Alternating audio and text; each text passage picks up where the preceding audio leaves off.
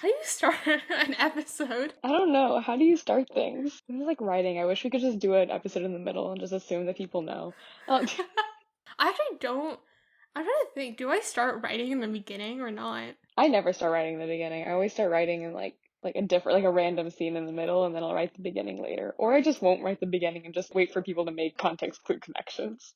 I think for me, when I write, either I have a scene idea, so then I write the scene, but it's like a middle scene, or I have an idea and then I write the first scene because I have the idea first.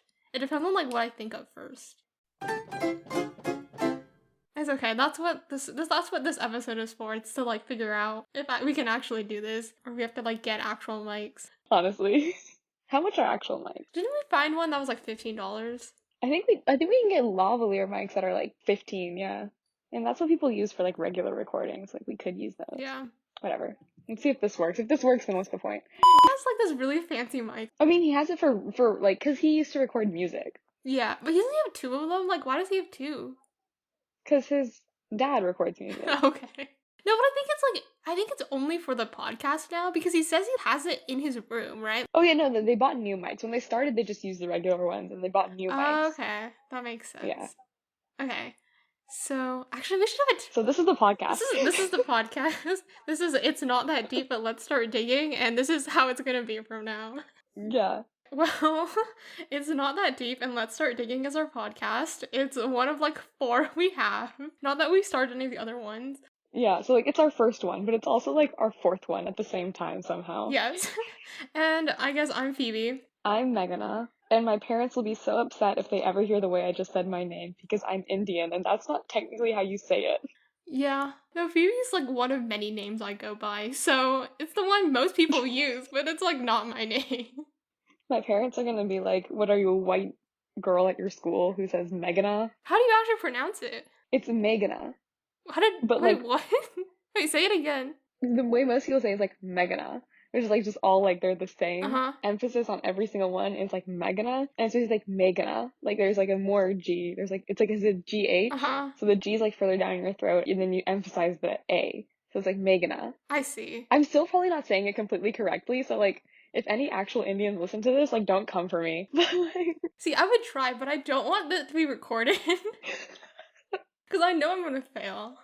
Well, this is episode 0. The reason why it's episode 0 is so it's easier to number all the rest of the episodes.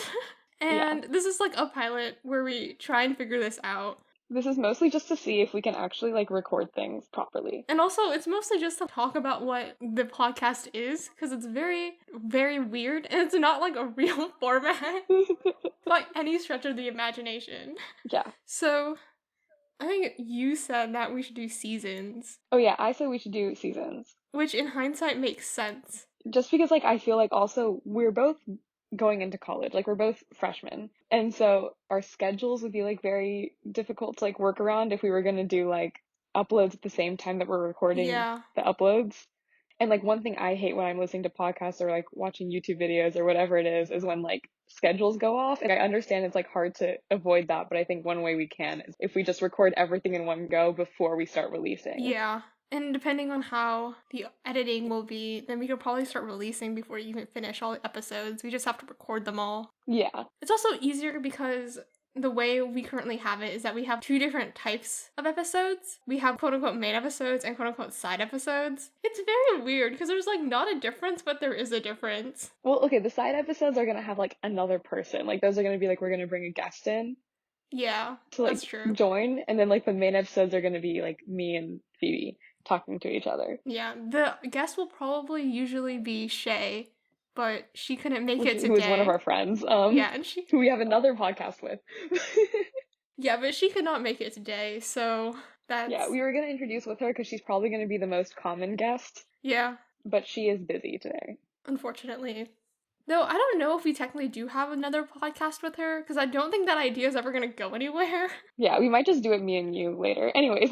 No, because the old podcast was like strictly like a movie TV review. And so how we would do it was that we would all pick something that none of us have watched and then review it week by week, which is I feel like a standard podcast type. But then the thing we realized was 2 out of 3 would always see something. And so we couldn't actually pick anything.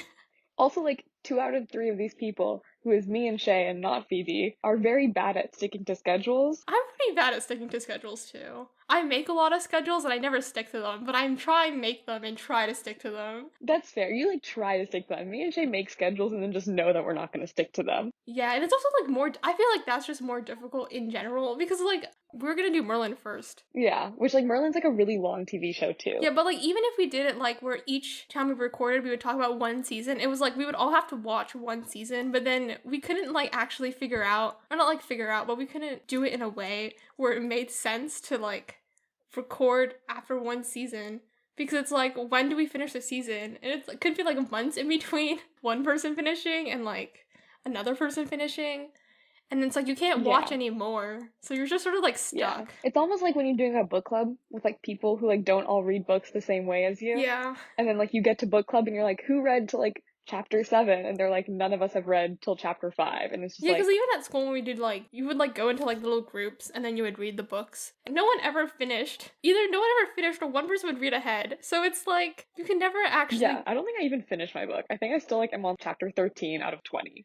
But like, the thing is like, when we did a spring semester, right? I finished the section and then we were like, okay, we'll finish the rest of the book for the next meeting. And by the next meeting, I wasn't the only one who read anymore. So then I, like, finished the book. And then they were still in, like, the first quarter of the book. Yeah. And so we couldn't, like, do it. And in my next group, I was the only one who was reading. So it was just very chaotic to try to organize. And if you can't do it with books, how are you going to do it with, like, TV shows? Yeah. Though, to be fair, our pilot for the podcast was going to be The Social Network, which is a movie. But Shay never watched it, and only me and Phoebe watched it, and then me and Phoebe talked about it way too often, and now it's just gonna be like an imbalance if we all three do it together. That's true. It's also been like, when was it? It's been like 3 months. Has it been 3 months? I wrote the date down in my notebook because I like took notes on the movie while I was watching it. I mean, I did too. Yeah, so I have my notebook's downstairs though, but I wrote it in my notebook when I watched it because I was like, I don't think we'll record in the close enough future. So I won't be able to remember. Because you thought you weren't going to still be thinking about this movie? Well, that was the first time I watched it. I was just like, it's a good movie, and I, like, understand why people like it so much, and I understand that there is more to this movie, but I, like, just personally, like, didn't really think about it again that much until I watched a second time, months later, which was earlier in, I think it was the first week of September, and I watched it again, and then I was like, oh, and then I actually, like, felt what people feel when they watch this movie. Okay. Because I no, okay. But by the way, this is funny because Phoebe will frequently text me like paragraphs about this movie, analyzing it, and I'm like, I love that you thought you weren't going to be still thinking about this movie actively when we get to recording it. Yeah, that's fair. Oh, by the way, on that topic, this is a very terrible transition, but that's just the entire show. So the reason why we did this and why we picked like to do the topic, like, it's not that deep, but let's start digging, is because it's very common for us to just talk very excessively about a topic, or just, like, text each other. Like, especially me, I, like, just text Meghana paragraphs and paragraphs and paragraphs of, like, one random topic, or not even a random topic, just, like, something I'm interested in at the moment. Yeah, no, if you saw our text, from my side or from Phoebe's side, you would think that I'm a terrible friend, because it'll be, like, pages of, like, Phoebe texting me, and I'll at the end of it, I'll be like, that's cool. Like, people do think she's a terrible friend, though. Yeah, people have seen my text with you, and they've been like, how are you the worst person ever? I'm like, no, I promise, this is not. It's also weird, though, because, like, the things I'd, like, text you about, you have, like, no way of responding. That's true. Like, yeah, we do text each other about things that the other person doesn't know about. Yeah, so then it's just like, well, how does she respond? She can't. So yeah, so we decided to do this. The name is that because we both read way too much into things that probably don't need to be read into that much, which we both disagree with. And then also, I feel like both of us end up talking about subjects that, while we do have some knowledge on, we also don't have that much knowledge on. Yeah. So take everything we say in this podcast with I was going to say a tiny grain of salt, but a big one, a big grain of salt. Is taking a tiny grain of salt worse or better? I don't actually know how the phrase works. I don't know how the phrase works either. What's the etymology of grain of salt? I don't know. Okay, while you look that up, basically how this is going to work is that we pick a topic, and then we talk about it as much or as little as we want, and we can talk about anything tangentially related, as long as it's at least a little bit tangentially related, but then we have to stop at 2 hours. Okay, so no one actually knows, because it's said to start from, like, the Roman times, I guess. And basically what it looks like is like if you take poison with a grain of salt, then the salt will cure the poison. Do they really believe that? Regarding the discovery of a recipe for an antidote to a poison, and in the antidote, one of the ingredients was a grain of salt. So threats involving the poison were to be taken with a grain of salt. Okay. That's interesting. But also, the Latin word for salt could also mean wit. So it could have just been like be smart. I actually like that. That's funny. Yeah. Okay, what was the topic? Wait, I'm Okay. kidding. I feel like we've tried to explain what this is about, and then every time we explain, we get like halfway through, and then we Honestly, okay, stop. where did we end off last time? I think I explained the 2 hour time limit. Okay, But cool. then it's the podcast itself is not going to be 2 hours. Like each episode is never going to be 2 hours because I'm going to like cut things out and make us sound more eloquent than we actually are. And make it sound more on topic than we actually are. Yes. Though I think there will be outtakes. So at the very end, you can just like hear us talk about something that's just like that is tangential, but like too tangential. If that makes sense. People hate having conversations with us because we'll talk and then we'll like switch topics. But like the topic doesn't make any sense. Like even we don't know where the topic came from. And then they'll be like, wait, why are we talking about this? It's like, I don't know, just keep up. Literally, no. Literally, my brain just like you were talking about tangential topics, and my brain just like started thinking about like tangent lines and how like you can't have like you can't have anything that's more tangential than like something else technically. That's true. It has to be 90 degrees. Yeah. I'm trying to think now. Is tangential the same thing? No. Tangential is like only 2D, isn't it? And then if you get to 3D, it's like orthogonal. Dude, I don't know. You're the one in multi. I'm taking regular calculus, and that's the last math that I take. Besides, I guess, discrete structures or something. No, but our teacher would like never use orthogonal correctly, and he was like, it doesn't matter how we use the word because you all understand what I mean, but technically I might be using it wrong like 90% of the time. Speaking of multi, someone in the group me texted something. Oh, it's about the formatting of the questions. Okay. Currently in my class, no one can figure out how to format how you do the homework and turn it in, and it's very interesting. Also, I'm still very upset that we don't go over integration. Okay, by the way, Phoebe's a nerd. I say like I'm not also a nerd. At this point, I can't be offended. Yeah, Phoebe's taking pure math in college. Like, she's like an actual nerd. Okay, I didn't know that like other people, like people who do math majors don't do pure math. I thought like it would be like half pure math and then like half anything else, but then it's like not that at all. Also, I don't understand how like math, especially like at our school, how math and statistics, the departments are separate, but also they have like one major in common. I'm doing a linguistics and computer science major, and like everyone doing linguistics is also doing computer science. It's like every single person. That's very interesting.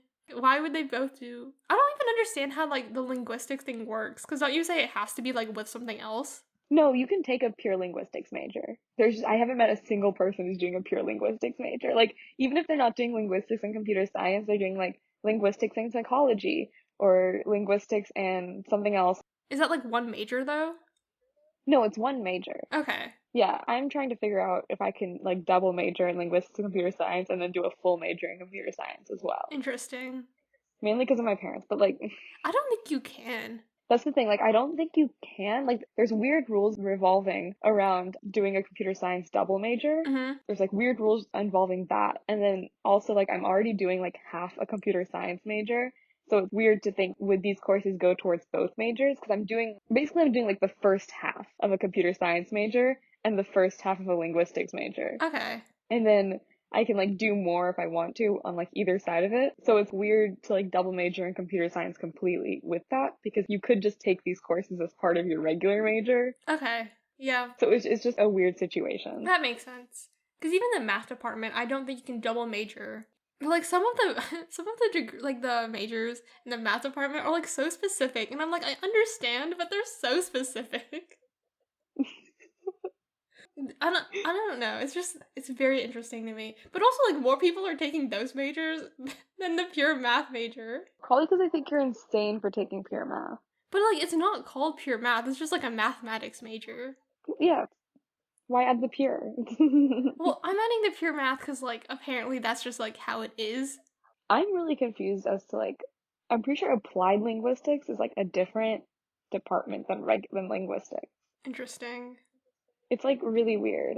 or like it's housed under the same thing, but like you can take classes in applied linguistics that don't fall under the same umbrella as the linguistics classes. Okay, yeah, that's what it is. You can only get an MA in applied linguistics, and then you can take applied linguistics as an undergrad, but it's not technically an applied linguistics major. I see. Oh yeah, there's a lot of like linguistics and classes. Oh, most of them are like just languages, like linguistics and French, but then there's also like linguistics and philosophy. I don't think I met anyone who's taking that. I don't know, I feel like we covered what this I feel like we podcast covered the is. main bulk of like what the podcast is. Should we like talk about ourselves? Should we do a BuzzFeed quiz? Sorry. Okay. The BuzzFeed quiz is a separate episode. Oh yeah, that's true. That's a fun episode. Wait. So on our original podcast. Should we do the 23 questions to fall in love or whatever it is? 36 questions to fall in love? No, let's not do that. Let's not do that. No, but yeah, the BuzzFeed quizzes will be a separate episode with Shay because originally that was gonna be, I guess, part of our pilot for the movie TV podcast. Yeah. But then we're not doing that. So like, and then, okay, let's go over some of the other formats we have for like the guest episodes, I guess, so far. Okay, yeah, so the guest episodes. There's mainly two formats. One of them is that this is inspired by the TV/movie review, where it's like two people will pick a topic that they like are familiar with, and then the third person has to, I guess if it's like, it depends on what it is, because like if we talk about a movie or TV show, then this person has to watch said movie or TV show, or if it's like a topic, like if we, like I don't know what topic, but if we picked to talk about philosophy, then this third person would have to like do as much or as little research as they want about philosophy, but then they would have to talk to us about it and like explain it to us. Or on the other hand, the one that we were thinking of, we have this friend who's like very much not similar to us in any way, shape, or form. He has his own podcast. We were saying we should just explain to him things that we are aware of that he is not. Specifically fandom. Yeah, specifically fandom. So we're gonna go on fan lore and just open pages and try to explain them to him. And then every time he had a question, we would have to try to answer them. Yeah. And like we mean everything. It's like if anyone's familiar with fandom, then you can probably guess to the things that I am referring to. Yeah. Though I don't want to traumatize him. Yeah. And he's like very much not part of fandom. Like he's not even dipped his toes into fandom. He is very much unaware of this culture.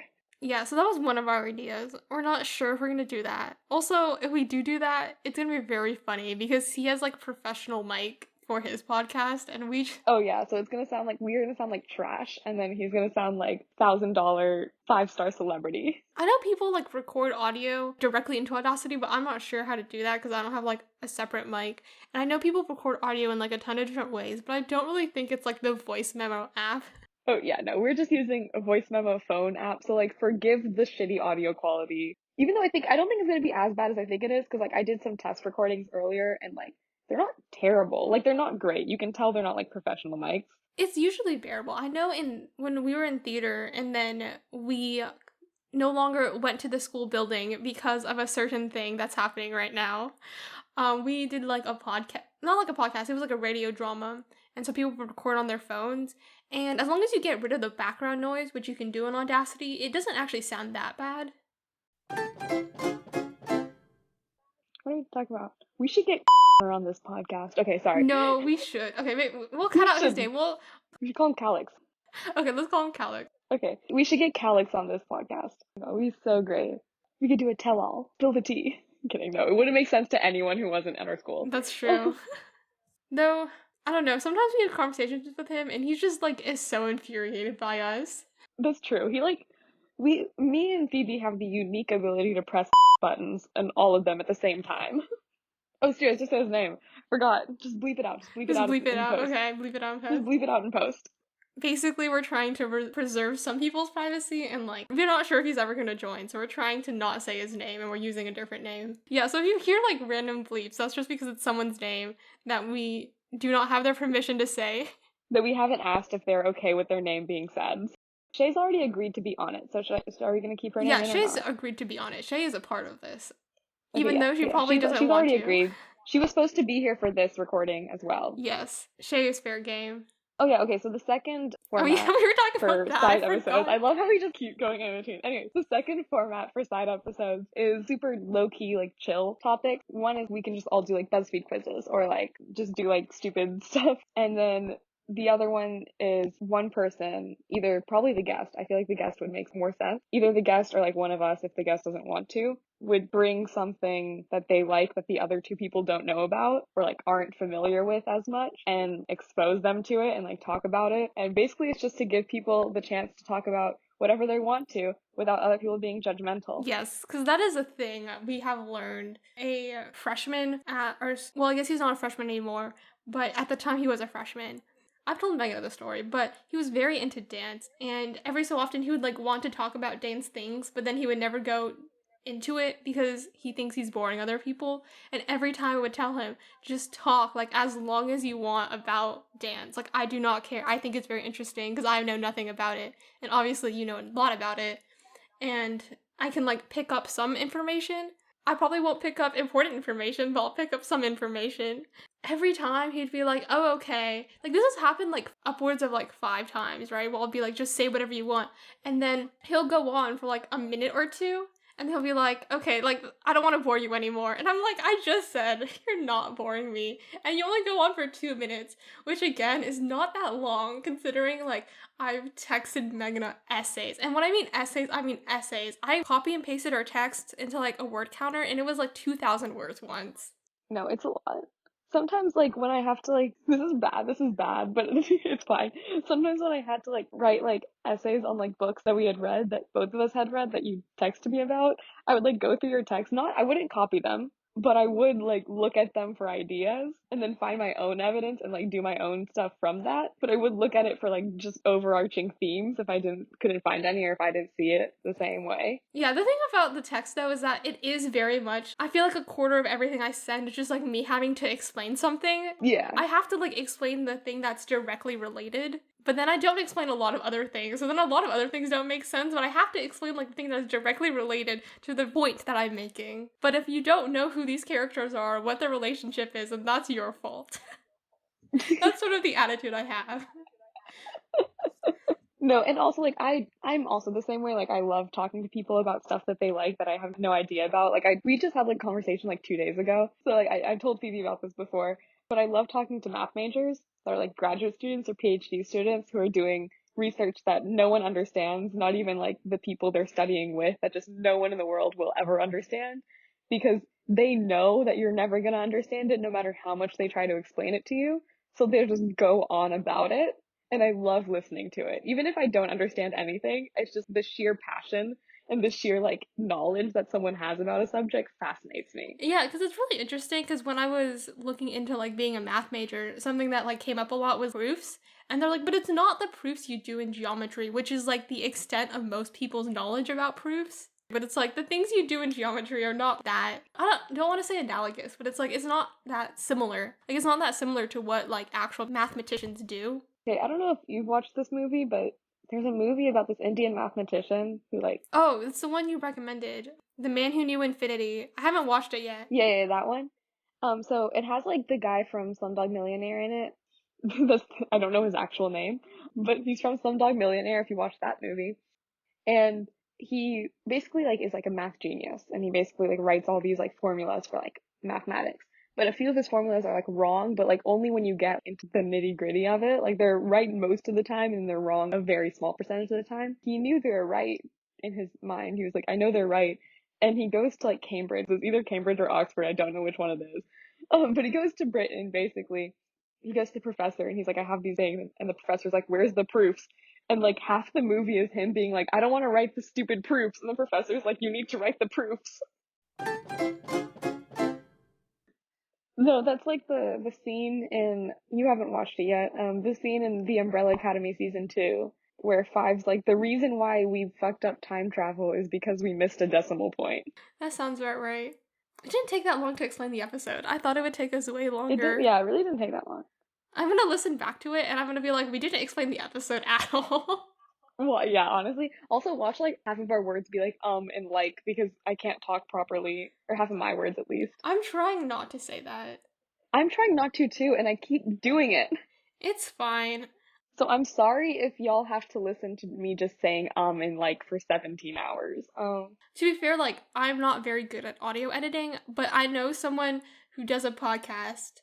I don't know them personally. It's like another podcast I listen to who edits the audio themselves and they cut them all out. Oh, Though to be okay. fair, they use professional softwares that they pay for and not Audacity. So maybe you won't hear all my ums and likes, but maybe you will. Yeah, it depends on how easy it is to cut out. I'm trying my best, okay? I'm trying my best. My best isn't that good, but it's my best. It's okay. It adds realism. No one wants to listen to realistic dialogue. That's the thing. If you like talk too realistically as people do in real life in like a movie or a book or whatever, people won't like it because it's too realistic. How dare they? Oh yeah, we are playing around with uploading like the full 2.5 hour cut as a separate thing, like not at all connected to this podcast, but just as like a separate thing. Or like if we upload these onto YouTube and like on a different channel or whatever. Yeah. We're toying around with that idea, but also I don't know how good of an idea that is. Because so far we've had to cut out names. Even if we were to upload the full 2 hours, it would still have to be cut a little bit because we were going to slip up something like location revealing or like something regarding names and privacies of people. Also, I'm not even sure like what we're allowed to say. Yeah, what are we allowed to say? Because I know some people, when they make podcasts, they don't say certain medias, and I'm not sure if they're not allowed to or if that's just like how they roll their podcast. I never understood why like brands were like you can't use our brand name because I'm like, but that's just free marketing, isn't it? I don't know. I think it's different if, because I know that's a thing is it a thing in books? I'm not sure if it's a thing in books, but I know it's a thing in like TV shows and like movies because if they don't like that movie or TV show, then people might attack the brand. That's fair. Yeah, So, okay, yeah, I guess yeah, that's fair. or if they like use said thing for For like not the intended purpose, like not family friendly purposes. brand safety. Yeah. It's also why YouTubers, when they monetize videos, they can't have certain things. Yeah.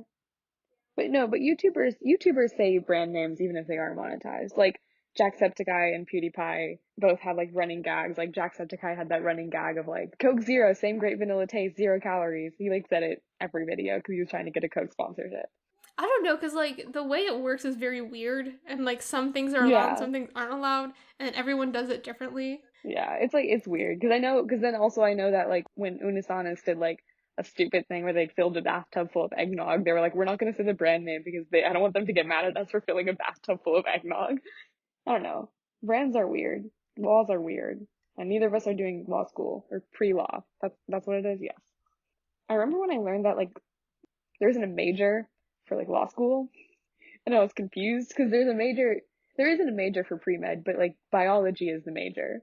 Well, not really. I know pre-med students can do any. It depends on the school, I guess, but I know at some schools Yeah, they I mean, can yeah, do it depends on the anything. school. Like, you can do anything as a pre-med student, but biology is the major that most pre-med students take, either biology or chemistry or like neuroscience or like something like that. Whereas like for law school, like there's not like a set major that like most law school students take. Like I've known law school students who took physics. One of my friend's moms, she's a patent lawyer, and she did electrical engineering as her undergrad, and then she went to law school, which makes sense because now she does patents that are related to tech companies. It does make sense, but it's also like there's no set major if you're doing pre-law. Yeah, but like the thing is, people, including me, think pre-med is a major because people who are pre-med say they're pre-med. That's true. People who are pre-law don't usually say they're pre-law. They usually say like, I'm doing engineering and I'm planning to go to law school. Yeah. But then like not pre-med majors, we just established they're not majors, but pre-med students are usually like, I am pre-med, and then you're like, okay. No, it's actually really funny. My parents are both engineers, and my uncle is a doctor, and my uncle's entire family is a doctor. And so both my parents get very upset when people say they're pre-med because that's not a major. And they'll say that. I've had friends come over to my house and my parents are like, what are you guys doing for college? And my friends will be like, oh, I'm pre-med. And my dad's like, what's your major? Yeah, that's a very interesting discovery to learn. Because it's like Oh yeah, no, I was really when you're confused. growing up, you're just like, pre-med is a major, and then you learn that's like, But also pre-med's involved. So like I understand why. I don't know, what does pre-law entail? I don't know. I didn't even know pre-law was a thing until you started talking about it, so I wouldn't know. Okay. I didn't know pre-law was a thing until I was filling out college applications, and they were like, "Are you planning to do a pre-professional program?" And pre-law was one of the ones listed. Thing is, I applied to college too, and I don't remember seeing that question anywhere.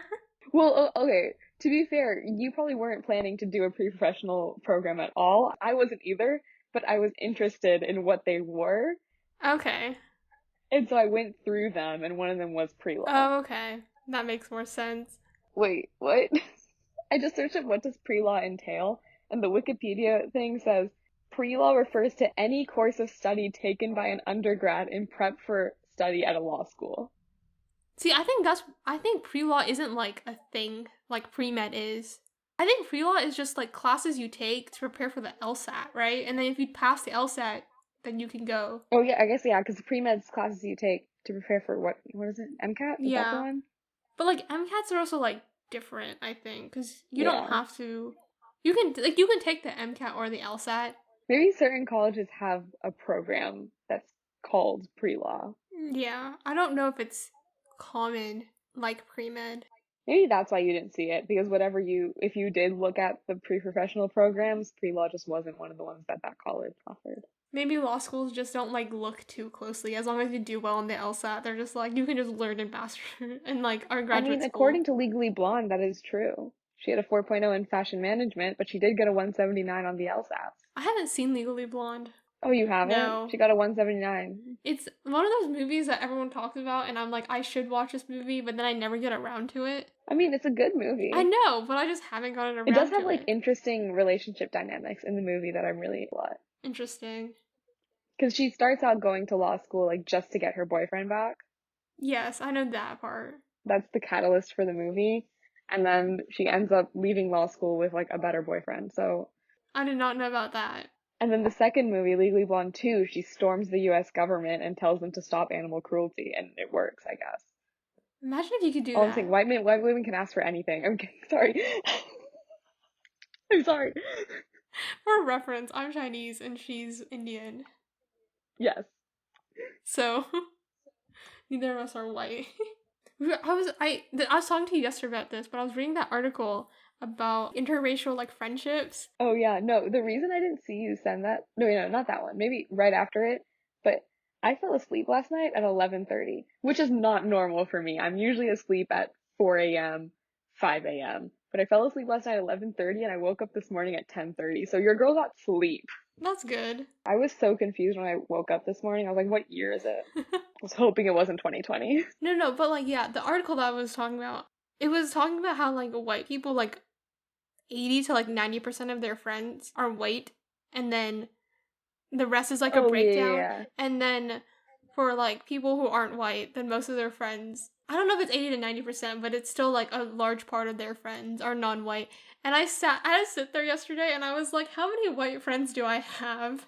Okay, the thing is, I do have a good amount of white friends, I feel I like. feel like it depends on what you define as friends. That's true, because I feel like I don't have many friends in general. Like, I feel like my main group of friends is you, and then maybe like three other people. Yeah, it depends on what you mean. Because also, it's like if you define friends as like people who you talk to regularly. One of my friends I talk to regularly, we talk like once every 4 months, but it is regular. Yeah, that's true. I mean, I don't have many. I don't know. I guess if I think about all the people I am in contact with at the moment, like who I could text, I would say, or that I, not that who I could, who I have a text conversation already started with, then like, actually, yeah, I still don't have many, I guess, white friends. I have more than the average person who I know, like in my family friend group, which is all Indians because we're all Indian. But because Shay's white, we have Shay. Did I include Shay in my count? I didn't. I actually didn't. So I have 4 white friends, not 3. Cause I texted Megan about it, and I was like, I have 2 white friends, and then like a second later, I was like, I forgot one person. It's 3, and now it's 4. But also, okay, the thing is like, Shay doesn't give off white energy, I mean, but she is a white though. but she is white, yes, and she does have like White parents. white parents. And then now we're both going to a college that is, not predominantly white. Or it is predominantly white, but it's also predominantly not white at the same time somehow. That's true. Well, like where I used, the thing is, when I grew up, I didn't have many white friends because I lived in a very Asian city. Like it's one of the most Asian cities in the United States. So growing up, I didn't actually have that many white people in my classes.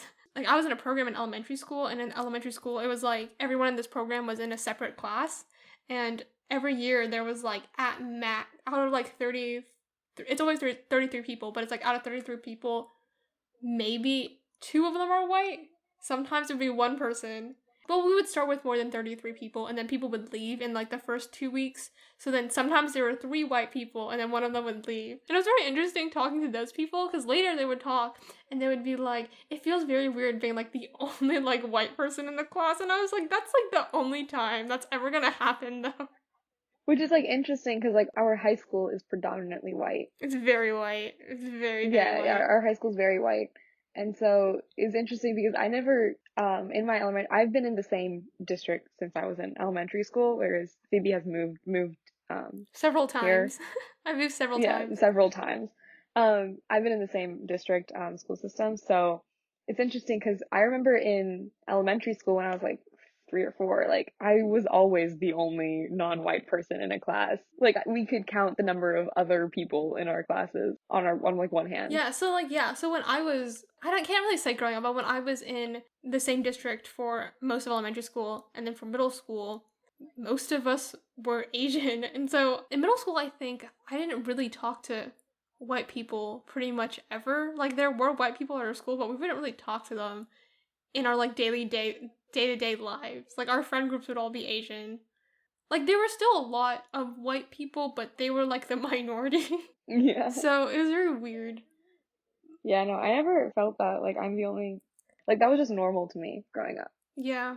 Now I think about it more, like if I'm in a completely different situation, if I go to like a party or something, especially if like someone starts talking about like India or something and everyone looks at me, I'm like I'm like effectively I am white. When it comes to the Indian community, effectively I am white. Even when I was a kid, actually, yeah. Even when I was a kid, if we ever talked about, sorry, this is a personal pet peeve, which I know doesn't matter at all, but whenever we talked about Native Americans in school, I know when they switched from saying Indians to Native Americans, because when I was in up to 3rd grade, they only said Indians, and every time they would say Indians, guess who got looked at immediately? Just 23 pairs of eyes just staring at me, and then the teacher would like glance over. They would all say Indians, and I'm like, they're not from See, India. I Like, didn't have that experience. Maybe I did when I was like super young, but I don't remember. I didn't have that experience until high school. When I was in high school, that was like a thing. And I remember feeling that. And it wasn't like the first time I felt that, obviously, but it was still like the first time I felt that in school. And I was very aware all of a sudden I am like the only non white person in this classroom.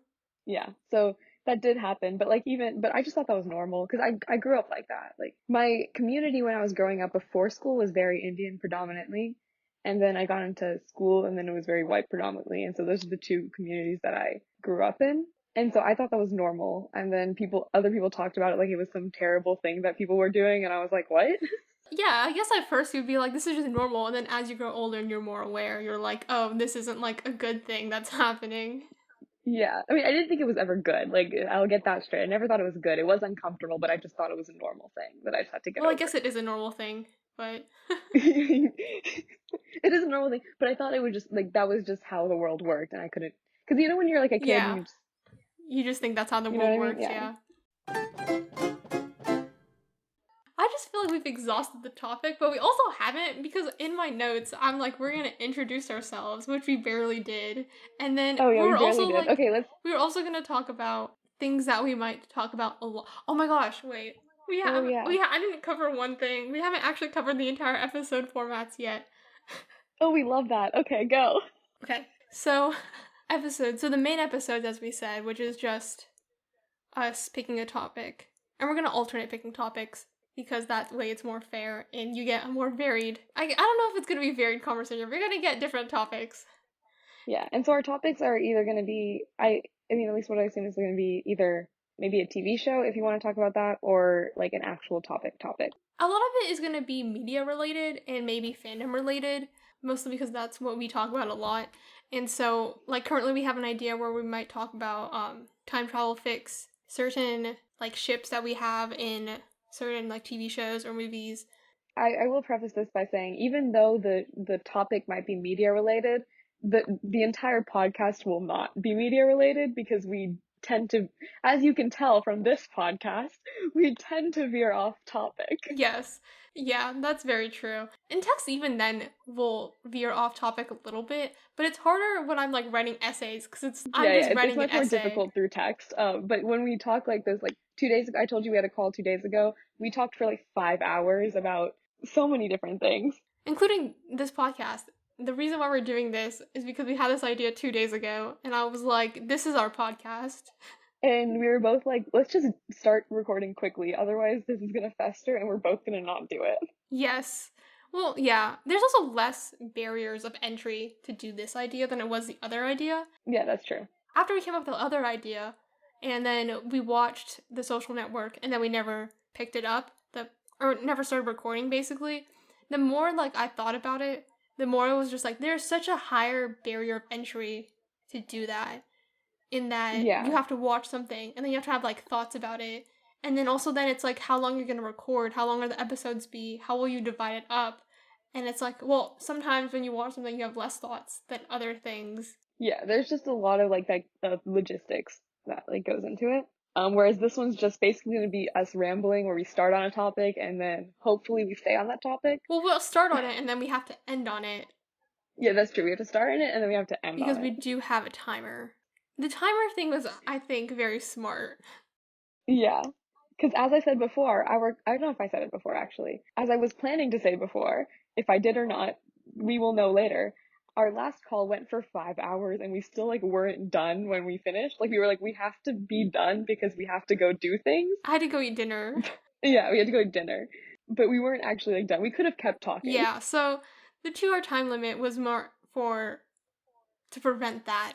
And also Phoebe's editing all this audio and I don't want her to have to sift through 5 hours of audio. To be fair, So the length is less the issue. It's more like, how much do you have to edit? Because I used to try to record podfics, and when I did that, it was like, you have to edit a lot, because if the audio is bad, or if you're like not narrating correctly, you have to like redo a ton of sentences. So that was more work. I feel like this would be less work, because it is 2 hours, but a lot of it is sometimes I just have to cut things, and I have to get rid of background noise, and I guess I have to put in bleeps, which I have to learn how to do, but I'm sorry. It's fine. But then it's less work, because it's not like I have to go back and then like record and then make sure that's okay. Okay. If the audio is bad at any point in this, that is just the hazards of you listening. As we were supposed to say, but we did not say, the main episodes will sometimes repeat topics. We still have to figure out how we're going to name episodes, because currently we're either going to have one format that we always use, or I'm going to relinquish control and let Meghana do chaotic things and name the episodes whatever she wants. She's already not allowed to do descriptions. I'm a chaotic being most of the time. I just try to rein myself in most of the time as well. But there are certain people who honestly I'm like low-key really wanting to get a specific person on this podcast. I really want to get Stephanie on this podcast so that y'all can really see the chaoticness that is me and the other person who I just named that is now bleeped out. Because when we get together, it is wild. The things that we have done together, we'll get together and we'll be like, let's go get coffee. That's the plan. The plan is let's go get coffee, and we'll get back to our places 5 or 6 hours later, having new art supplies and trying on clothes, because that is just what we do together. Yeah. Or doing graffiti. One time we did graffiti together. Not illegally. It was legal. But it was just also 3 hours away from where we started our trip. Okay, but you also like haven't heard when I would talk to her, because our conversations, I feel so bad for our psychology teacher. It'd be like the passing period and we would be in the classroom, and I would go on for several minutes screaming about something, and then she would listen, and then she would go on for several minutes screaming about something, and I would listen, and then class would start, and then we would stop. So I think it'd be great if we got her on the podcast, is basically what I'm hearing. Yeah, we will figure the logistics of that out. I mean, she'd be down to do anything. That's true. Like, she is someone who has, I'll just share a few anecdotes about her real quick. She has bought multiple times, either pounds or just a pound of the Lucky Charm marshmallows, the dehydrated marshmallows. Yeah. And she has taken them to school. Yeah. And just eaten them at school just for fun. And you know how light those marshmallows are. Yes, pounds. I said pounds, plural. It is pounds. I can confirm. She has done that. They come in very shady packaging too. Like, it kind of looks like drugs. Like, they're not, because they're like, not Lucky Charms marshmallows. They're like off-brand Lucky Charms marshmallows. Yeah. She has also bought just the, what do they call them? It's like just the wafers of Kit Kats. What? You know how like wafers, like the Kit Kats are like chocolate covered wafers. Yeah. So you can buy wafers in like real packaging. But she has bought the cheap, weird Amazon plastic bag ones before. Interesting. I don't think she's done it multiple times. I think she just did it once, but she has. She has also bought jars of just straight marshmallow fluff, which is a thing that normal people do, but it's also just a little bit off the wall for her. So I'm pretty sure more people do it more in the way that like you're gonna cook with it or make stuff with it, whereas just wants to eat it. I love it. Okay, I don't know if this is gonna sound weird, but I'm drinking water if it does sound weird. I can just cut it. The good thing about recording on 2 different microphones is that I can just cut whatever from the other one. That's true. Take that, our friends who do other podcasts. Though, I think most people do that. Yeah. I think some people don't, and then it gets weird, but I don't really know. Can you record into different, sorry, this is just weird technical stuff that I'm interested in now, but like, can you record into different tracks? If you're recording straight into Audacity, can you record like microphone 1 on one track and microphone 2 on a different track? I assume you can, but I'm not sure. I don't know if you can do Audacity, but I'm sure you can do it in other software, because I know that's how one of our friends who records a podcast does it with the professional mics. Okay. What else do we need to talk about that we forgot to, that we went off topic about? I said that we should introduce running gags in the form of topics we will talk about a lot, because I feel like right now we've been very vague about what we're interested in. Oh, true. Okay, so do you want to start or do I go first? I don't know. Okay, this is related, but when I was like planning like the episodes and stuff like that, it was very difficult for me because I kept planning and I kept like thinking about in my head what we would talk about. But the issue is that like even though we do text things to each other, a lot of it is more me texting you. So I'm very familiar with what I like, and then I was trying to think of things that you would choose as topics or like things that you would want to talk about, and I could come up with like 3 different things, and I was like, I know she's interested in more than 3 different things, but I just can't come up with it because you don't text me essays. Which I'm saying as if it's a failure on your part to not text me essays and not just a normal thing. No, it's really funny because sometimes I'll text Phoebe and I'll be like, I'm sorry, I feel like I'm texting you a lot. And they'll just answer, they'll be like, what are you talking about? You haven't texted me in 3 days. Yeah, it's really funny because sometimes they will send me essays and then it always ends with, I'm sorry this is not entertaining, or I'm sorry this is not interesting to you. There was like a good, right after school ended, I believe. Was it after school ended? I think it was in March. I don't remember what it was, but there was like a good week when I was very into Hannibal and I would text like 4,000 yes, like you're words. not still into Hannibal. Yes, let's talk like you're not still into Hannibal. I'm less into it, but 4,000 words. Like, I would pretty much send 4,000 words consistently every single day, and then they would... And I read them all. It's not like I didn't read them. It's not like I just left them and I didn't read them. No, I read them all. No, yeah, but then the thing is, you would text... but then you text me, and then you're like, this is uninteresting, or like, this is too long, I'm sorry. And I'm just like, but do you not understand how, like, the word breakdown works? It's like, if I do it, like, even if it wasn't, like, every day. No, I think that was around the same time that I was into the Untamed, and I was like, I don't want to distract you. I don't know what I was thinking, but I was like, she's not gonna care. But, like, care. that doesn't really matter. No, I know, but I was just like, I don't know what it was. I just personally, I don't text a lot of people in general, by the way. Just gonna preface this. I do not text very often. A lot of people think I text very dryly because I text like I need to tell someone something, and that's why I text people. I can't say if that's true or not because I don't know. Yeah, no, you're one of the only people that I text for fun, I guess. Just because I'm like, I want to tell someone something and I'll text you or I'll text Shay. No, actually, no, I don't actually text Shay all that often because Shay never responds. I mean, sometimes you don't either, but I know you read it, whereas Shay will like read it 4 days later. Most of the time when I text people, I just text, hey, do you want to meet up? And then where we're meeting up and when we're meeting up, and that's the extent of the conversation. Like, I don't do the hey. So I guess I'll go first. I don't know what do I say that I'm interested in though? How does that work? I'm interested in linguistics, obviously. I'm majoring in it. I would hope I am. I'm interested in linguistics to the point that maybe I did or did not, you can't confirm. I did research on linguistic registers in Mandarin, even though I do not speak Mandarin. Preface that statement. But I did it for the show The Untamed, which you may or may not have heard of, but it's on Netflix, and I really like it.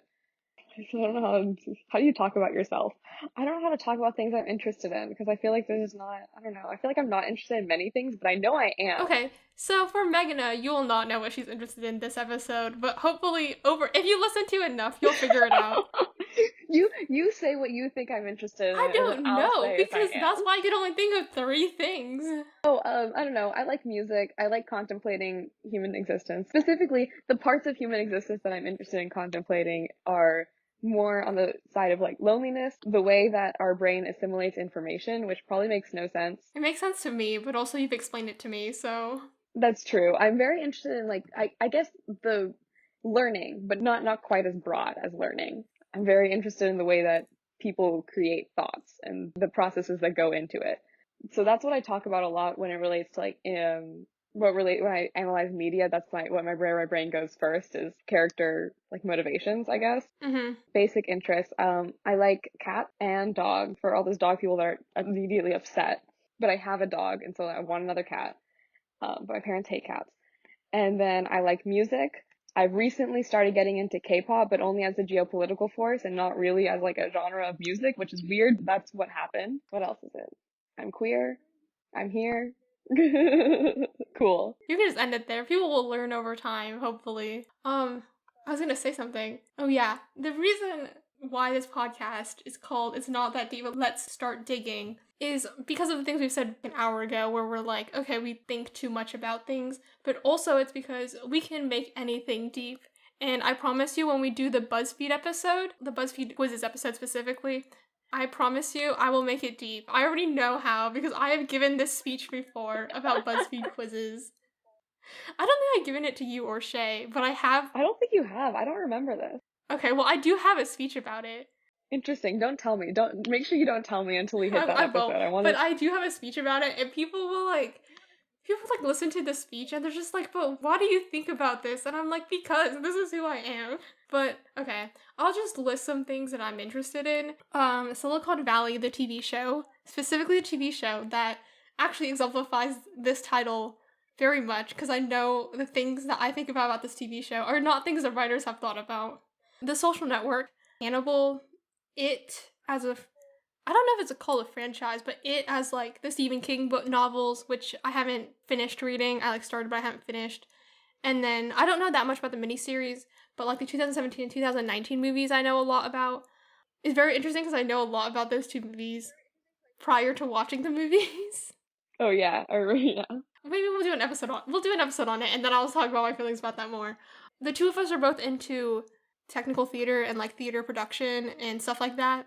Yeah, and recently Phoebe's been getting more into film, cinematography, and videography, which I'm very excited about because I was already into that, which I didn't mention You didn't earlier tell because I me. The thing forgot. is, I'm not like more into it now. It's that I don't know. You did do a little spiel where you were It was researching it was Steve Yedlin, who's like a cinematographer. He apparently did this display prep demo where basically like the argument between like digital and film is just not a valid argument at all. And then he goes into like the science behind it and stuff like that. And it's like it is very obvious. Like to me, for like a very long time, I was like, I don't understand the difference between digital and film because personally I can't see the difference. Yeah. And then I also do not understand like what is the big deal. I always thought like I was like all the things that you do on film can't you just replicate because it's just like a science, right? And then apparently you can. So yeah, Steve Yedlin proved that you can. And he also explains more of the science behind it. So it's like people who talk about the difference between film versus digital and why like film is better are technically wrong because they don't actually understand the science behind it, and it's a lot of like mathematics. And so I got into that very recently. But like I'm very interested in like cinematography in general, and then lighting is also something I'm very interested in. I can talk about lighting in movies for a while. Well, I can talk about lighting in anything for a while, but That's true. I can attest to this fact. Phoebe did design lights for like our theater program at our school for a really yeah, 2 years. for 2 years. So I did get a lot of spiels about how hard natural Well, lighting natural was. lighting is it's also because our theater at school, the black box had like a repertory plot, so it's like there's only I can't really do anything with the lights. Usually when you do theater, you can That's like fair, yeah, yeah. pick the light fixtures, pick where they are, stuff like that if you're the lighting designer, but I couldn't. Though I did move things, but that was mostly because none of our lights are in focus. None of the light fixtures are actually like focused on an area. And it frustrated the theater director so much because she would tell me, she was like, why can't we light this one area? And I was like, I literally like cannot unless I move a light fixture, which I technically got banned from doing. Anyways, there's a lot that goes into this. And it's very interesting because for the first year I would just do okay, at our school we had like a black box, and then we had like a proscenium theater. Which is a normal theater for anyone who doesn't know what that means. It's just a normal theater when you walk into an auditorium and you sit down. Yeah, it's basically just auditorium. And then our school also does the theater and like tech classes differently, where they're split, and they're split very weirdly. Like it is a very weird thing that our school does. But because of the way they're split, it was like me and one other person was like very into theater and like very into the black box, and then like everyone else wasn't. So then the tech teachers in general weren't very controlling about what we were doing in the black box for the first year that I was doing it. So I would basically just do whatever I wanted, and I would do things that later the teachers banned people from doing.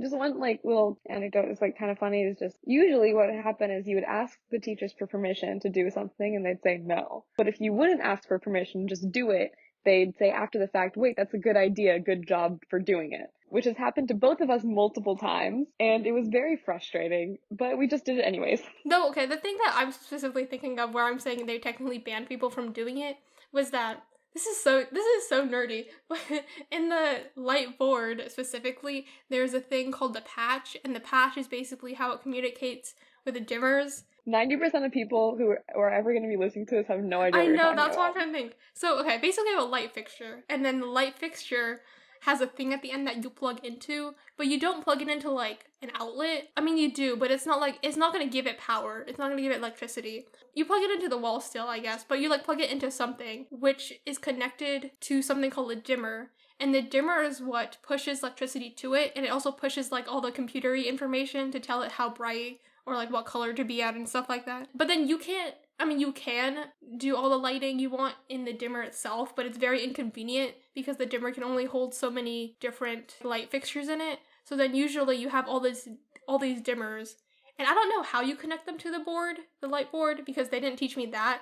But what I did learn is that those dimmers are then connected to the light board. On the light board, when you program things and you're like picking which light fixtures to use, you want it to be numbered in a certain way. You want it to be easy to remember which light fixture points where. So you actually have to program all the dimmers. But I don't know how much of this you're going to cut out or not, but like half the people talking will just not know at all what you're talking about. I understand, but that's not the point. But then That's for editing Phoebe to worry that's about. for editing me to worry about. So I think generally you want to plug in a light fixture to one dimmer, so it's like a 1-to-1 thing. So like one dimmer will control one light fixture. Otherwise, if you have one dimmer controlling two light fixtures, then they will both come up at the same time, and it's really annoying.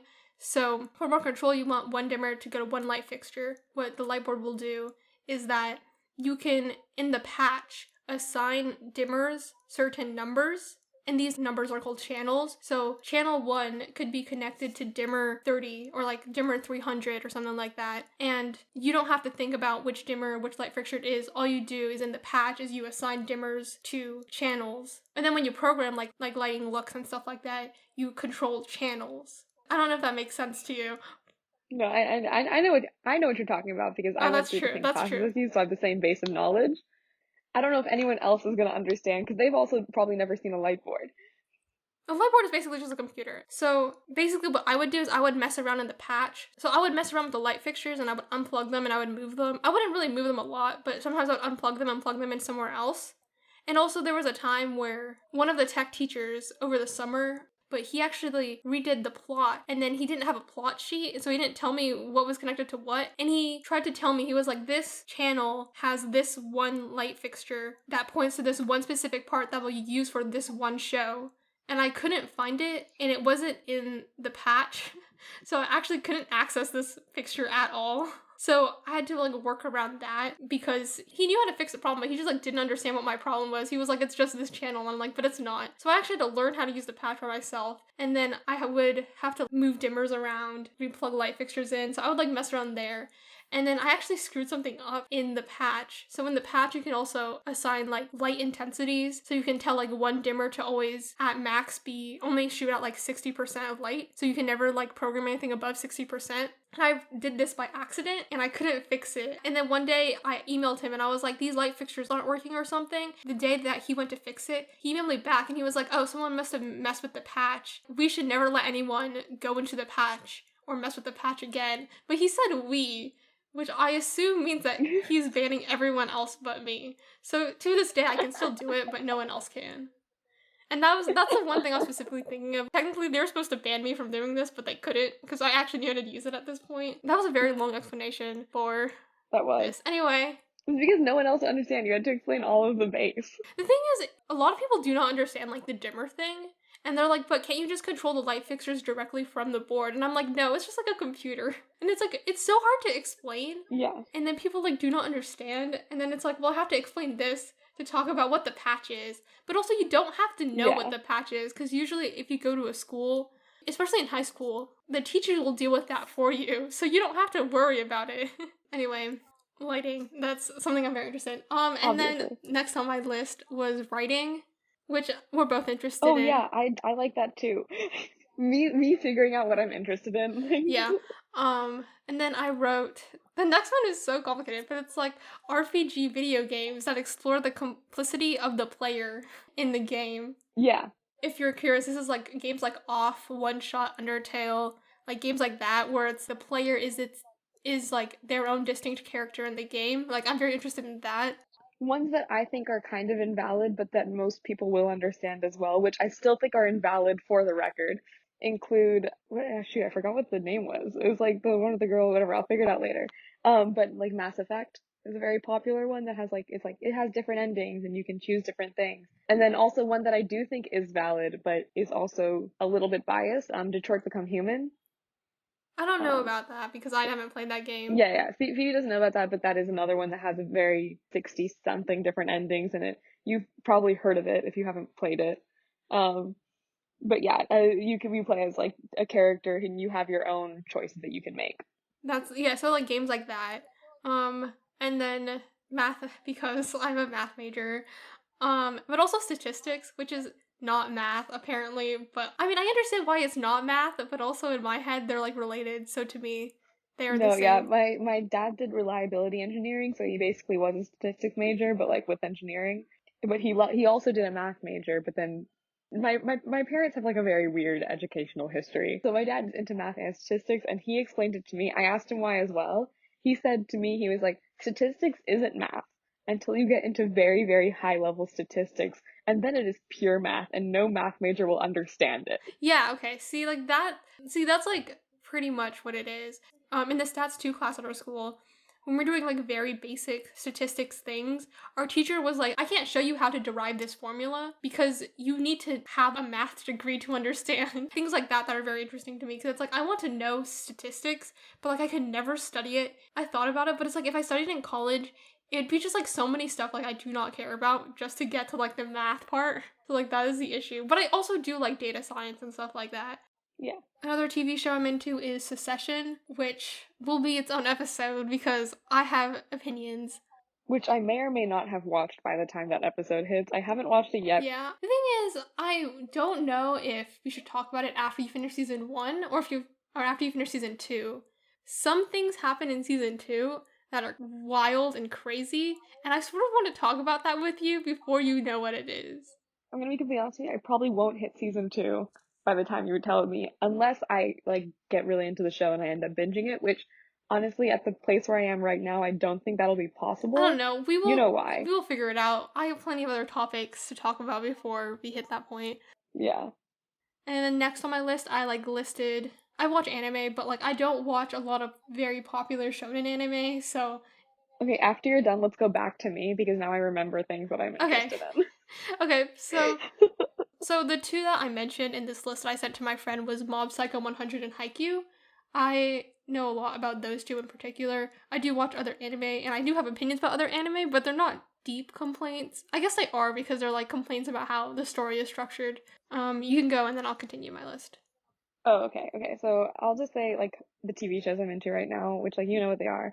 The Untamed is the Chinese drama because and like specifically the relationships because no one I've ever seen talks about the parallels and relationship parallels. They only talk about character parallels, which are different things.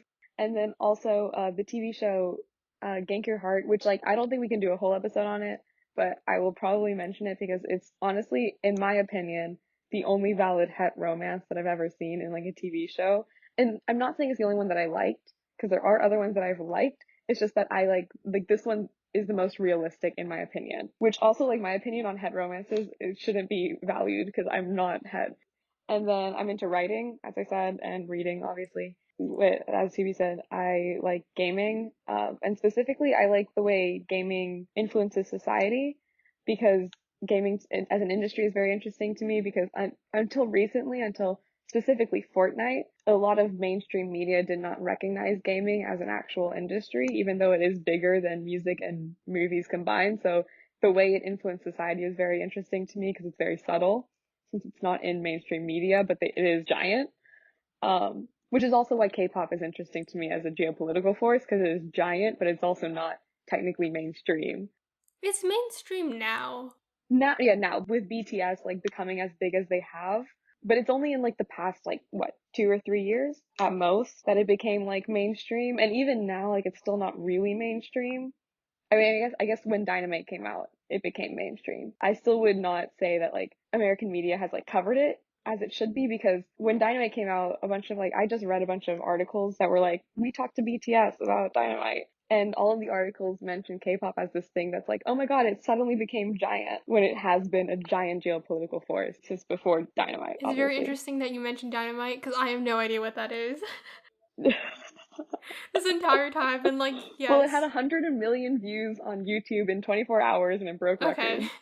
And my mom loves it. By the way, my mom's super into K-pop. But she's not into K-pop for the reason that K-pop fans are into K-pop. Like she could not care less about the members and what they do on their off time. She just likes the vibes. But yeah, so my mom saw BTS came out with a new single and she got very excited a month ago, by the way. I need people to know. I need people to know. I'm also very interested in, I watch a lot of YouTubers and I'm very interested in YouTube culture and not just YouTube culture, but like influencer culture as a whole. I think the internet functions in very weird and mysterious ways. It's very interesting that you say influencer, or not influencer culture. It's very interesting that you say that internet as a whole is like a thing, except that like internet like by itself is not anything. And that is Oh interesting yeah, by no, I know. itself. So, like one of the things, I'm sorry, this might go a little off topic. We might have to cut this part out. But the internet interests me so much because it's like about communication.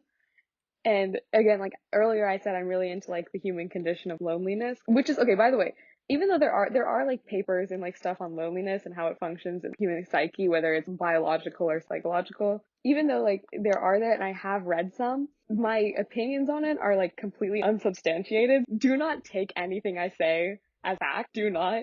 And if you do study psychology or whatever, feel free to come out and be like, you're wrong. Because I probably Yeah, the am. both of us will say things, and there are a lot of times when we'll say things that are right, and then there are a lot of times when we'll say things that are wrong, As if as they if are they are right. right. And sometimes we know where they're wrong, and sometimes we don't. So it just depends, but Yeah. always feel free to attack us. Don't be mean though, because I'm small. I'm fragile. Yeah, don't be mean. Don't be mean. Don't be hateful. Just tell us that we're wrong and then tell us where we can learn more. Because both of us obviously are very much like okay to learn more about whatever it is. But loneliness interests me specifically in the focus of the internet because I think it's very interesting that people have been able to like make their living off of, not maliciously. This is going to come out like it's malicious. It's not.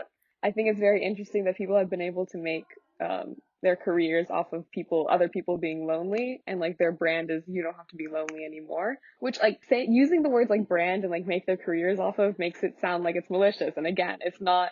I'm not saying it's malicious. I'm just saying like at the base of it, that is what it is. And I think it's also very interesting that the internet as like a medium, I think, because the internet started as a way to like make communications. And so I don't think the internet would become as big as it is, like as prevalent as it is in our day-to-day lives beyond convenience, like social media and Hmm. everything, if people weren't inherently lonely. So Yeah. yeah, we've talked about this before and I don't want to get too into it because otherwise I'm just going to keep talking for like 7 hours, but yeah. Yeah. It's like the same idea as like the way you talk about it is also the way that people talk about parasocial relationships, which is like parasocial relationships are fine, but also they can be unhealthy. Yeah. See, I don't know as much about parasocial relationships as I probably should as someone who's interested in that, but like I don't know why I've like tried to like read about it and I just never get into it. Because the thing is like I understand parasocial relationships too. I guess like just personally maybe I just don't understand it. But because I understand parasocial relationships that people have to like YouTubers or like K-pop artists I can understand or like those types of people, but like when it's like to characters or I don't know, I just don't get it. I guess it's just I just don't understand it as much. It's okay, I can try and fill in the gaps as needed. Is there anything else you want to add? I don't know. No, just finish your Okay. list. The thing is, my list is also incomplete. Like, after I sent this email out, the person responded to me, and they were like, that's a lot of things, and I'm not interested in, like, most of the things that you listed. And I'm like, I hope you understand that after I sent this list, I kept beating myself over because I didn't include XYZ. Okay. I mean, that's the thing. I feel like a lot of people just forget things that they're interested in. Like it's the same thing when people ask you like, "What do you want for your birthday?" And like suddenly you're like, "I want Yeah. nothing." Okay, the next thing on my list is, like, audio dramas slash fictional podcasts, which is a conversation in and of itself, like, what do we call it, etc., etc. That's another conversation, but, like, I am interested in that. My top favorites are Wooden Overcoats, Wolf 359, Kaleidotrope, Dream Boy, Within the Wires, and The Black Tapes, which I'm into more, but these are just my top favorites. That's the thing. Like part of it's like I have a lot of knowledge about weird things. Like we've talked about this before. Like I have a lot of knowledge about like dancing and I have a lot of knowledge about singing. Like I have very weird in-depth knowledge about singing, but I wouldn't call it an interest. You know what I I mean? see. I don't know, I guess my definition of interest is very broad, I don't but know. I don't know how. I it's don't know. okay. Yes, so I'm into a lot of different ones. I'm not into like some of the super popular ones on Tumblr, like specifically the Priumbra podcast. I hope I said that right. Penumbra, yeah, yeah. That one I'm not super into. Neither is the I'm gonna the Magnus Magnum archives. I'm really sorry if I'm pronouncing it wrong and I don't remember the names, but like I'm not as into those. Then I wrote Star Trek Next, but like specifically the original series. Like Shay is very into the Kelvin timeline movies The reboots in layman's terms, yes. in layman's terms. Which is also funny because I've watched a lot of Star Trek Next Gen. I want to get into Next Gen, but I haven't got into it yet. So all three of us are in three completely different Star Trek Yeah, timelines. that's another thing. I listed Venom because I can talk about Venom for a really long time. Oh, Marvel. How did I forget? I don't know. 11 years of my life and I just forgot. It's okay. Which is honestly another the side effect of having a terrible bad movie. Sorry. I'm sorry to anyone who liked Endgame Part 2 or whatever it was called. Infinity War Endgame, whatever it was. Again, like it was bad. I'm sorry. It was enjoyable. It was very enjoyable in the theater sitting down watching it. But do I want to watch it again? No. And not only because my favorite character died, okay? I know, spoiler alert. If you don't know at this point, then like Oh, I'm this sorry. podcast will not be spoiler free. I'm just gonna say that. We're gonna talk in depth about things and it will not be spoiler free. Oh yeah, disclaimer, blanket disclaimer, this podcast is not spoiler free. But okay, Iron Man is my favorite character in the Marvel franchise, universe, in the movies. Also like in the comic books, but I don't know as much about the comic books to say that. But in the movies, Iron Man is my favorite character. And every time I say I didn't like Endgame, everyone's like, oh, it's because Iron Man died, and it's not, okay? It's not. I'm fine with my characters dying if they died properly, and he did not. And also, that movie just was plain not good because they had to give, like, it was just logistics. They had to give, like, all of their top billed actors screen time, and then, like, there's, like, so many of them because the point of the movie was, like, a complete mashup, so you had to give, like, all of them screen time, but, like, by like consequence of that, not everyone got like enough screen time, and then some people got honestly too much screen time. Not to hate on anyone, like I like them all except for Captain America. Different. We have to have a whole podcast on this, but a whole episode on this. But like, I'm not saying I hate them, but some of them just didn't contribute as much to the storyline of the movie that than others did. They shouldn't have had it, but also like they're getting paid, so like they should have. And it's just like logistically it was weird, and as a result the movie itself was just very weird and not great. And that's not to say Marvel aren't good movies. They're good movies up until Avengers 2012, and then after that it goes downhill. Okay, yeah. I'm gonna offend so many people. It's episode 0 and they're all gonna hate me already. Well, I don't know anything about Marvel and DC. I just know that I watched Venom and I liked Venom. Also because it's like very interesting to me as like a case study of plot driven versus character driven. Oh, it's a true, very yeah. interesting case study that I have done. But anyway, the next thing on my list I wrote was media analysis, which I think is very evident. No, I'm gonna say like when we use media, we mean like all forms of art. So like we mean Yes. like paintings, we mean like podcasts, we mean movies, TV shows, literature, music. Like we mean like everything. Yeah. It's anything you consume for entertainment is what we mean by media. And like sometimes not entertainment, because I'm also against the idea of like, no, I'm not against the idea of entertainment, but I think you can watch something for entertainment, but nothing should be just entertainment. Like, I don't know if that makes sense. Which, by the way, just prefacing this on Phoebe's behalf, when they say things like this, they're not being judgmental if you do watch things for entertainment. That is not what is happening. And it's very hard to like articulate ideas about entertainment because there is so much of it, and it's also like there's some definitions of like what media is, and like just in like literature alone, it's like the entire literary canon argument. There's just like so much, so it's very hard to articulate ideas about it, but I will try. Yeah. Which, by the way, if you're wondering what me and Phoebe have in common, because from our list, it seems like we have very broad topics in common and not very niche topics in common, which is part of the reason for this podcast. But the reason is also both of us are very interested in media analysis. And as a result, we both talk to each other about media analysis, about medias that neither of us are interested in. Like, not neither of us, but the other person is not interested in, about like specifics. Yeah, it's like there's broad and then there's like specific work of media, and we're very both interested in broad things as well, but then there's just like the specific things we analyze. Which is also why people different. are very confused by our text conversations. Yes, that's also why. Next thing I wrote was amatonormativity. I don't know if I'm pronouncing that right. That is something I'm interested in as well. I just didn't know if that counted as an interest, so I didn't say it. But that is something I'm also I think it's an interest if I wrote about it on an AP exam, so... That's true. Wait, I've written about it. Okay, anyways. And then my next one was like how plot functions in like people's... It's mostly like Western ideas of plot and how I disagree. I don't know how to define plot. When we say like plot driven and like character driven, you obviously know what that means. And I do think plot driven work has its place, but I also think that there's difference between like story and plot, and the way that people in the West tend to think about story is through plot alone. And that's something I have ideas about. And then there's also, I'm also into like Aristotle, I can't pronounce it. Aristotelian? Yeah, that tragedies. I don't know if that's right either. Do not come for me. Do not come for us. Do not come for us on pronunciation, okay? Neither of us are white. Yeah. And English isn't Phoebe's the first language. I mean, it is, but it's not. Then I'm like very interested in tragedy in general because I guess. I guess if you want to know like an insight into media that I enjoy, homoerotic subtext is very interesting to me. And then... Oh, I'm interested in Avatar: The Last Airbender. She's coming back. Yeah, and then we're both very, I don't know if we're both very interested in musicals, but we both know a lot about musicals as a result of us being in tech. Yeah. I'm interested, okay, I think maybe musicals, I'm not sure how true this is for you. I'm very interested in musicals from a very technical standpoint, because I think they're very interesting productions to put on, and I'm also very interested in musicals as a storytelling medium, because I'm very interested in suspension of disbelief. Why can't I think of, that's what it is, suspension of disbelief. I was gonna say suspension of belief, and I was like, that's not right. Which I guess they both work, anyways.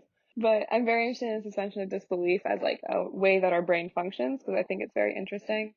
again, you'll see that I'm very interested in internet culture. I spend a lot of my time on the internet, evidently. So I've been on the internet for a while, maybe longer than I should have at my Yeah, age. no, I can say the same. I can say the same about that. Yeah. So I've seen a lot of things change throughout the internet, and I think it's very interesting because, like, at least maybe I'm just a skeptic, maybe I'm just cynic. But I remember when YouTube, like, vloggers first became a thing, and people were doing like vlogging, and like people became like YouTubers. And I remember when people started learning that vloggers weren't real, that their videos weren't their real lives, and they were all outraged by it, which is another like facet of suspension of disbelief. And I was like, what do you think it's their real life? They're uploading it to the internet. I don't. And yeah, and then along with like the media analysis, I'm also very into like conversations about death of the author and how most people don't know what that means. And also like literary criticism. I know probably a bit too much about literary criticism. I mean, I don't know if you know too much, but you definitely know more than the average person. I think I know too much for the fact that it's not very relevant in my life. And so I personally fall under reader response criticism, but specifically I'm a uniformist. Though I do think that uniformism isn't necessarily, it also lends a lot of power to the audience, and sometimes audiences are wrong, which it is a double-edged sword, but like in my day-to-day life, I am like a uniformist. I'm going to preface this with an extension of the statement I said earlier. We may sound judgmental or pretentious because of the topics that we do talk about. Because we probably will talk about like philosophy and whatever. So we may sound judgmental or pretentious. Just know that we also do not care about ourselves that much. Yeah. We don't take ourselves that seriously. We might talk about it like we do, but we don't. I promise you, we do I mean, not. like, we do take it seriously, but the other end is like we meme a lot, and we like are regular people who exist on the internet. Yeah. We are regular people, and we also understand that the things we say may not be 100% true. Yeah, it is subject to more information. Unless you think that Captain America is a good hero, because he's not. Anyways, I definitely have not written a full research paper about the fact that Captain America is not a hero. Yeah, and then also we like don't really care if you're as into this or if not as into it as we are. Like we totally understand that. Because we know that the majority of people probably aren't. Yeah, because the thing is, like, we talked about this yesterday, I believe. Like, specifically for me, people do come up to me and they're like, oh, I think you're, like, looking down on me because I don't read as much as you do, or I don't think about my media as much as you do. And it's like, no, I don't really care. Live your life however you want. And honestly, like, both of us have said at different points where it's like, I wish we could just consume media like normal people. Yeah. People are like, why are you doing this? Like, what is the point? And it's like, there is no point, but it's fun and I like it. So yeah, and we're both in fandom. Like, we're both pretty active in fandom culture. I don't know if I would I'd say. say. Fandom culture is weird because now, because of the advent of social media, there is lurking, and then there's like That's being true. actively involved, where like you're actively participating. I'll just say what I describe as actively involved, which is I describe actively involved as someone who not only just like reads fics or like looks at fan art, but also someone who comments and like engages with the authors or the creators of those works, and then also creates not content but discourse maybe about the works that they're. Discourse, not in like fandom discourse, but like discourse in the literary like sense. Yeah. I mean, but I would count that. I don't know. Personally, I would count that. Fandom discourse has a connotation of like starting trouble. We're not like trying to start trouble. No, yeah, not trying to start but asking questions about the work itself, and I would count both, but not like anything with the caveat of not in a malicious sense. Then in my case, I guess I am, but I'm also not. My case is very weird because sometimes I'm just like I lurk, but then I'm also not. Yeah. I don't know. But at any rate, both of us engage with fandom culture That's a good way in of some saying way, it. shape, or form. Even if we're not active, we do engage. Let's see. Other things I'm interested in. Aestheticism, which is like the movement. It's been a while since I've read But an up art on it. history thing, because I was not. It is not, but it is. Okay. It's not an art history thing because it's not technically like a movement in art history, but it is a movement in history relating to like art, Oh, okay. but like art not in like just visual arts, I guess. Yeah, so I know what you're saying. it's like the idea of aestheticism is like art for the sake of art, which is very interesting to me, and especially how it relates back to like death of the author and stuff like that. And then I also wrote abstract strategy games because apparently I'm very into abstract strategy games. I just didn't know that's what they're called until this year. I didn't mention Pushing Daisies, but that's a TV show I also like. On my list I actually wrote, does not know the meaning of casually liking something. The thing is, like, I've seen, like, teen romance movies. Obviously, they're, like, not supposed to be, like, the epitome of storytelling or whatever. And then I get so into them and I complain about them so much. And then I, like, analyze them to the point I've texted people about it and they're just like, but why? This is a side note, but like speaking about teen romance movies, one of my favorite teen romance movies is Paper Towns. Paper Towns is good. I love Paper Towns. Because I haven't actually, like, I read part of the book and I did not finish it because I'm sorry to people who like John Green's writing style. It's just not my cup of tea. I can't deal with it. But the premise of Paper Towns, I watched the movie. It was funny to me because like I love that at the end, like this boy's like, this girl wants me to find her, and then at the end she's like, who, why? Okay, Why are you here? speaking of Paper Towns, I actually own the book. And I bought it in Taiwan and I read it when I was in Taiwan. Yeah, see, I got the book at the library, thankfully, which, by the way, I don't like not I don't like libraries. I fully support libraries as an institution. I don't really borrow books from the library because I am not good at returning them. And at some point, my dues were up to like $30. It wasn't worth it. So usually I'll try to buy books, and then if I don't like them, I'll like give them to a thrift store, or I'll give them to a friend if I don't want to keep them. Or I'll give them to the library. I do donate my books to local libraries if they're good quality. Paper Towns is interesting. I don't know if the movie and the book do very different things. Like, the plot is the Okay. same. Yeah, see, that's what I was like, I'm not talking about The the plot book. is the same, but like it's really weird because like John Green writing style does not really work on the movie screen as well. Oh, okay. The I could see plot that, works. yeah. Like, the plot, like, if you take the basic plot, like, yes, it does translate to a movie screen well, but it's not, as we know. But like, his writing style itself is not very. Oh my gosh, wait. I will say that, no, Looking for Alaska apparently has like a movie or TV show now, and I really want to watch it, but I haven't. Oh, Yeah, does but it? it's like interesting because I don't know how they would do it. But I do like the actor who plays Alaska. That's as a side note. I do remember they were like, we're gonna make a Percy Jackson TV show, and Rick Riordan, a few months ago, Rick Riordan was like, I'm out, I'm done. You're not letting me do what I want to do with it. And everyone was like, remember the last time Rick Riordan said I'm out, I'm done? And then we got a Percy Jackson adaptation. The Percy Jackson adaptations, like, in my opinion, from what I remember, because I saw both of them in theaters when they came out, they weren't bad. They were just not like the books at all. Well, okay, I think the main issue that people have with them is like, first of all, it was literally a different plot, like a completely different plot. And then even within that, the characters had the same names, but other than that, they pretty much didn't have a lot of the same attributes. And then in addition to those things, the movies also did not explore, because Rick Riordan has said like that he does want to like say stuff with the things he writes, and not just like, it's not just for entertainment for what he writes. He's like, it's fine if you read them for entertainment, but like I am saying things in them. And so like the movies didn't even say the things that he was saying in the book, so it was like pretty much a completely different thing.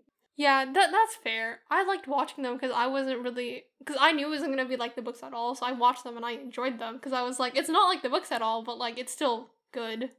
Yeah. Like it's a fine movie, like it's enjoyable, like just as a movie, like it's completely separate. If they had released the same movie with different character names, I'm sure they would have gotten away with it. But yeah, no, because Rick Riordan also, I think he wanted to make, I think the reason why, because Disney hates him, by the way. Disney like hates Rick Yeah, Riordan, because he's under their label, because he marketed the Percy Jackson series, the first one, as like white guy saves the world, which Disney was great. They were wonderful. They were ecstatic about this one. And then as the story continued, he continued on to say, like, women are the actual smart ones in this society, and then continued to give us gay characters, transgender characters, people of color that gender were fluid queer, characters. and just continued to give us these underrepresented characters. And then he used his platform to promote underrepresented authors that were queer and people of color. So there goes our Disney sponsorship. Disney Sorry, was never okay. gonna sponsor us. Okay. To end the things I'm interested in, which is probably still not even a complete list, despite how long I rambled. There's also Death Note, which is an anime and manga and a American movie. I honestly love talking about the American movie so much, and I've watched that movie more times than I have the anime or read the books, because I just think it's so bad. But it's so bad, it's sort of good. I know no one else in the world agrees with me, but I want the sequel. Because, like, the director has so much control. Like, first of all, he has so much control over this, like, movie for some reason, even though I don't even think he's read the manga. But the thing is, he's ruined this piece of work and this adaptation so badly, and I'm so curious to see. He doesn't believe that he did anything wrong. He doesn't think that the movie is bad, and I want to know what is in his mind about the rest of this world that he's created, essentially. I think the movie sucks. It's not a good adaptation. It doesn't even tell a story by itself, but like it's just like I just love it so much for some reason. And then on top of that, I also like the show You, which I guess is one of the most mainstream things I like. Well, no, Hannibal's like, Hannibal's not as mainstream as You. is it really? Why do I think it's more mainstream? They're not more mainstream, but same. You's not like popular on Tumblr because it's very hard to like write things about it, but it is very much popular on Twitter. I guess like shows that I like would be like Brooklyn Nine-Nine, which would probably be like the most popular show that I like. Avatar's popular though. I guess Avatar's popular, but I guess the one that I'm into that's the weirdest one to analyze is probably Brooklyn Nine-Nine because I think it's very interesting from like an analytical perspective and everyone's like, it's funny joke. And I'm like, but it's not.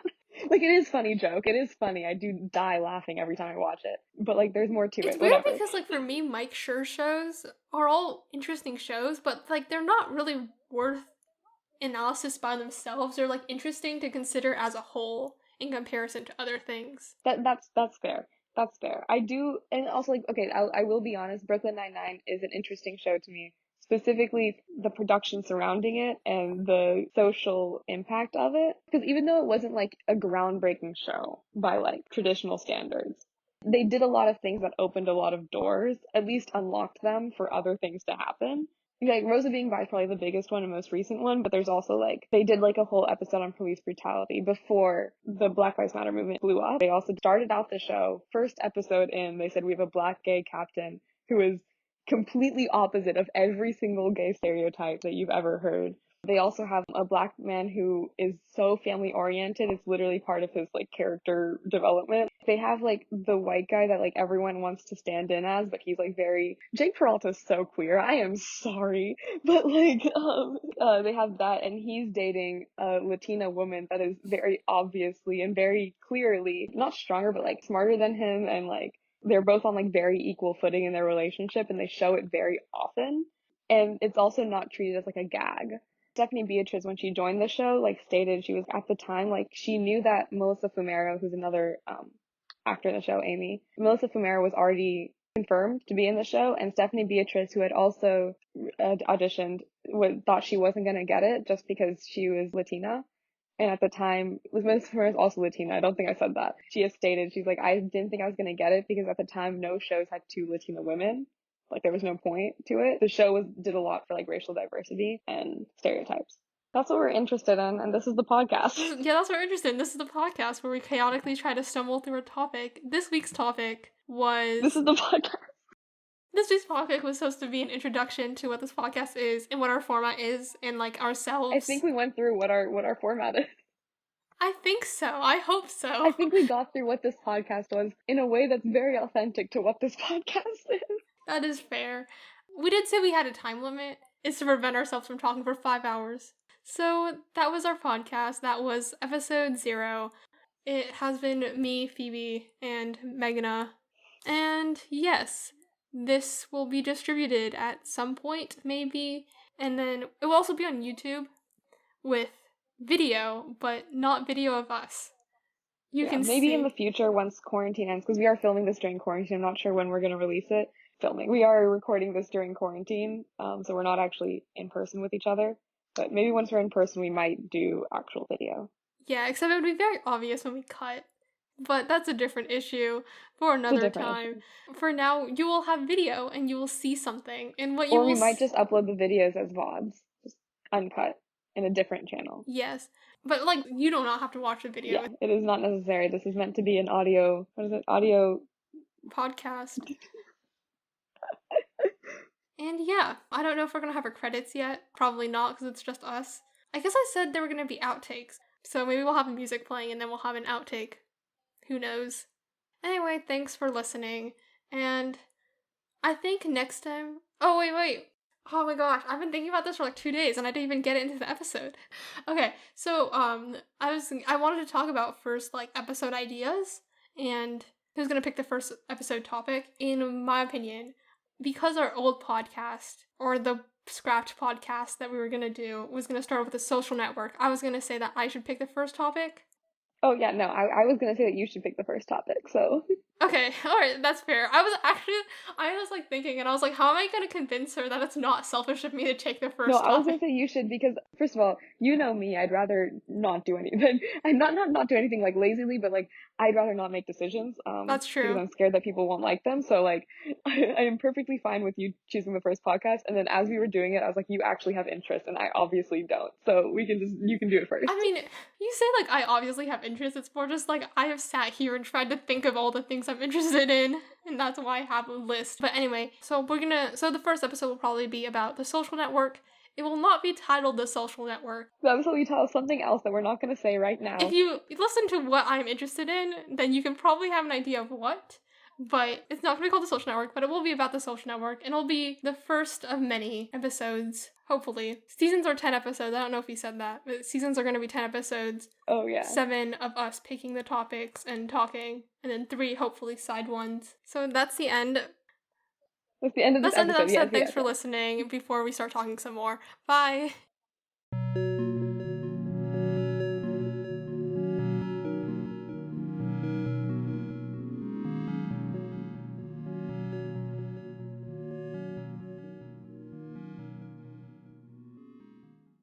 Okay. Should I talk to the people? Hi people. I'll talk to you when you're editing. I'll talk to editing Phoebe. Don't edit out the pee break. Shout out to all my Jacksepticeye followers who know what I'm referring to when I say don't edit out the pee break. I don't know what to do. Editing Phoebe, help. Add in some memes. Add in some good dank memes. Do people say that still? People still say dank memes? Sorry, okay. Are we allowed to curse on this podcast? Phoebe's not even here. I love how I'm asking questions like she is here. Um, what do we, okay, let's search up, let's search up what, search up introductory questions. I can spell Forbes. Let's see what Forbes says.